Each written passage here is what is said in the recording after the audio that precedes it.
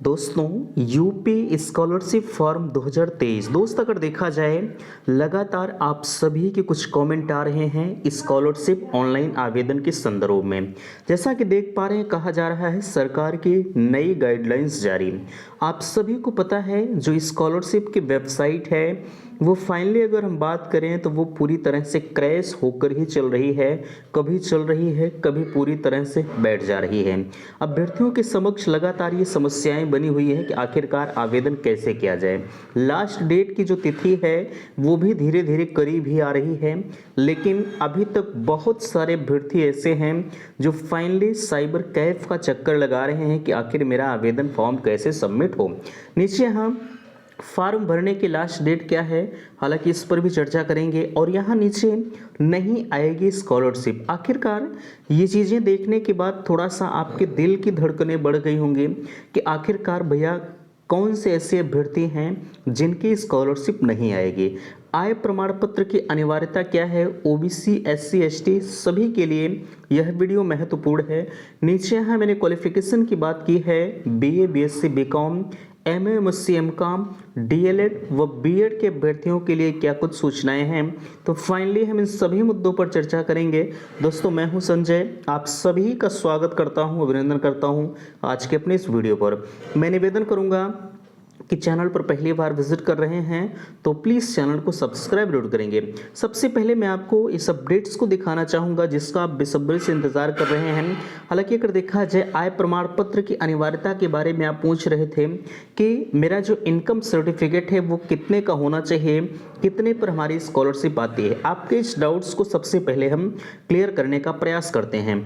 देखिए आपके बीच में ये अपडेट्स लगी है, हालांकि इस चीज़ को आप पहले से भी देख चुके हैं। सबसे ऊपर कहा जा रहा है छात्रवृत्ति आवेदन हेतु आवश्यक निर्देश। इसके अंतर्गत कहा जा रहा है जिला समाज कल्याण अधिकारी बरेली द्वारा, हालांकि ये चीज़ें समाज कल्याण अधिकारी बरेली के द्वारा निर्गत की गई हैं, लेकिन एक चीज़ का विशेष तौर पर ध्यान रहे, आप इसके चक्कर में न रहिएगा कि सिर्फ और सिर्फ ये जो नियम व शर्तें हैं ये सिर्फ बरेली के लिए ही माने होंगे। नो, ऐसा नहीं है, हर जिले के लिए यही दिशा निर्देश होगा। ठीक है, यहाँ बात किया गया है आपके एब्सेंटी प्रेजेंटी का, यानी आपकी जो टोटल उपस्थिति होनी चाहिए आपके विद्यालय में 75% आपकी उपस्थिति होनी चाहिए। बहुत सारे अभ्यर्थी ऐसे हैं जो कॉलेज नहीं जाते हैं लेकिन वो स्कॉलरशिप का लाभ ले रहे हैं।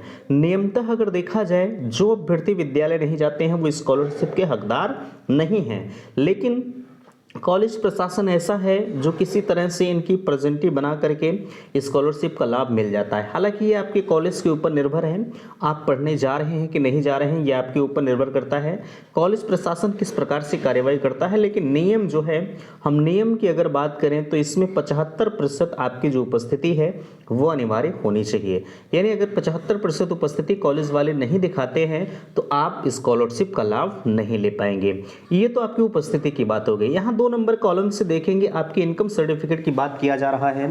कहा जा रहा है कि जिला समाज कल्याण अधिकारी बरेली द्वारा अवगत कराया गया है कि छात्रवृत्ति योजना अंतर्गत अनुसूचित जाति जनजाति वर्ग के लिए 2,50,000 यानी जो सालाना इनकम होनी चाहिए एससी और एसटी के लिए वो लेटेस्ट जो होनी चाहिए, अगर लेटेस्ट या हाईएस्ट की बात करें तो 2.5 लाख रुपए 1 साल की इनकम होनी चाहिए। अगर 2.5 लाख के ऊपर आपके इनकम सर्टिफिकेट बन रहा है तो आप स्कॉलरशिप के लिए एलिजिबल नहीं है। फॉर्म तो भर ले जाएंगे, ऐसा नहीं है चाहे आपका 5 लाख का बन जाए लेकिन आपकी स्कॉलरशिप नहीं आएगी।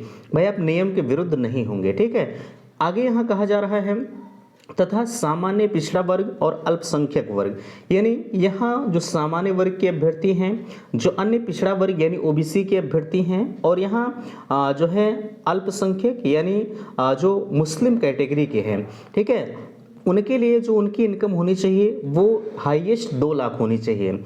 अगर आपकी भी इनकम प्रति वर्ष 2 लाख से ज़्यादा है तो आप भी स्कॉलरशिप के लिए एलिजिबल नहीं होंगे। ठीक है, यहाँ देखिए और आगे कहा जा रहा है छात्रवृत्ति हेतु ऑनलाइन आवेदन करते समय यह प्रयोग किया गया प्रमाण पत्र संपूर्ण कोर्स की समाप्ति तक मान्य होगा। यानी यहाँ जो चीज़ें आपसे कही जा रही है कि संपूर्ण कोर्स तक मान्य होगा, ये चीज़ें फिलहाल के लिए आप इसके लिए परेशान ना होइए। जब आप जो है जैसे आप फर्स्ट सेमेस्टर में भरेंगे फिर आपको भरना होगा 3rd सेमेस्टर में, ठीक है, तो आप यानी 1 साल जब क्रैश करेंगे, अगले साल आप जब एडमिशन लेंगे तो आपका फॉर्म रिन्यूअल होगा, उस वर्ष आप नए इनकम सर्टिफिकेट को यूज़ कर सकते हैं, कोई दिक्कत इसमें नहीं होगी। यहाँ और आगे कहा जा रहा है समय सारणी, ये चीज़ें आप छोड़ दीजिए। अब यहाँ जो सबसे महत्वपूर्ण फैक्ट आपको ये जानना है कि मैंने यहाँ लिख रखा है नहीं आएगी स्कॉलरशिप। ध्यान दीजिएगा, स्कॉलरशिप किसकी नहीं आएगी। एक चीज़ मैंने कहा था आपसे कि आप जो है अपने खाते में आधार कार्ड का लिंक जरूर करवा लीजिए। अगर आप आधार कार्ड के लिंक नहीं करवाते हैं तो आपकी स्कॉलरशिप नहीं आएगी, ये 100% क्लियर है। और यहाँ फॉर्म भरने की जो लास्ट डेट है, और हाँ एक चीज़ और, अपने बैंक अकाउंट को NPCI जरूर करवा लीजिएगा, ठीक है। हालांकि अगर आपका नया अकाउंट खुला होगा तो उसका ऑलरेडी NPCI कंप्लीट हुआ रहता है। और फॉर्म भरने की जो लास्ट डेट है वो 31 दिसंबर रखी गई है। आप 31 दिसंबर के अंदर आप अपने फॉर्म को फिलअप कर दीजिए। यहाँ जनरल OBC के जो अभ्यर्थी हैं उनके लिए भी ये सूचनाएं हैं। मैंने इनकम सर्टिफिकेट के बारे में बता दिया, आपने उस चीज़ को देख लिया। BA BSc BCom का जो भी ऑनलाइन आवेदन है वो इस समय हो रहा है। अगर आपने DLED और B.Ed में भी एडमिशन लिया है तो आपके भी स्कॉलरशिप का फॉर्म भरा जा रहा है। हाँ ये है कि वेबसाइट नहीं चल रही है, इसके जिम्मेदार आप खुद हैं। वेबसाइट लगातार आप ध्यान देते रहिएगा, जब वेबसाइट चलती है या आप अभी से ट्राई करते रहिए जैसे ही वेबसाइट चले, ताकि आपका फॉर्म जो है समय से हो सके। और एक चीज़ विशेष तौर पर ध्यान रखिएगा कि जिसकी स्कॉलरशिप का फॉर्म पहले भरा जाएगा उसकी स्कॉलरशिप पहले आएगी, जिसका बाद में होगा उसकी बाद में आएगी। ये नियम शर्तें हैं फिलहाल के लिए। आशा करते हैं दी गई जानकारी से आप संतुष्ट हैं। प्लीज़ वीडियो को लाइक कीजिएगा, शेयर कीजिएगा। चैनल पर पहली बार विजिट किए हैं तो चैनल को सब्सक्राइब कीजिएगा। वीडियो समाप्त करते, थैंक्स, धन्यवाद।